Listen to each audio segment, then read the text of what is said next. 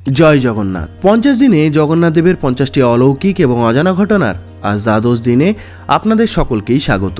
আর মাত্র কয়েকদিন পরেই রথযাত্রা। কিন্তু জানেন কি, এই বিশাল রথ বানানোর কাঠ আসে কোথা থেকে? প্রতি বছর ওড়িশার নানা জঙ্গল থেকে আনা হয় বিশেষ ধরনের কাঠ, যা শুধু জগন্নাথ, বলভদ্র ও সুভদ্রার রথ তৈরির জন্যই ব্যবহার করা হয়। এই কাঠকে বলে দারু। তবে যে কোনো গাছ নয়, শাস্ত্র মেনে বেছে নেওয়া হয় নিয়মিত বছর ঘুরে আসা নির্দিষ্ট গাছ, যেমন ফানিকায়, ফাসুরা ও আসান গাছের কাঠ। বিশেষ পুরোহিতরা দারু অনুসন্ধান যাত্রা শুরু করেন। তারা দেখেন গাছের গঠন, রং, ফাটল এবং আশেপাশের প্রতীক। এগুলো মিললেই বোঝা যায় গাছটি রথের কাঠ হতে পারবে কিনা। একবার পছন্দ হলে গাছ কাটা হয় পূর্ণ মন্ত্রোচ্চারণ এবং পূজার মধ্য দিয়ে। সবচেয়ে মজার ব্যাপার কি জানেন? এই কাঠ ট্রাক বা গাড়িতে নয়, প্রাচীন নিয়ম মেনে গরুর গাড়িতে করেই আনা হয় পুরীতে।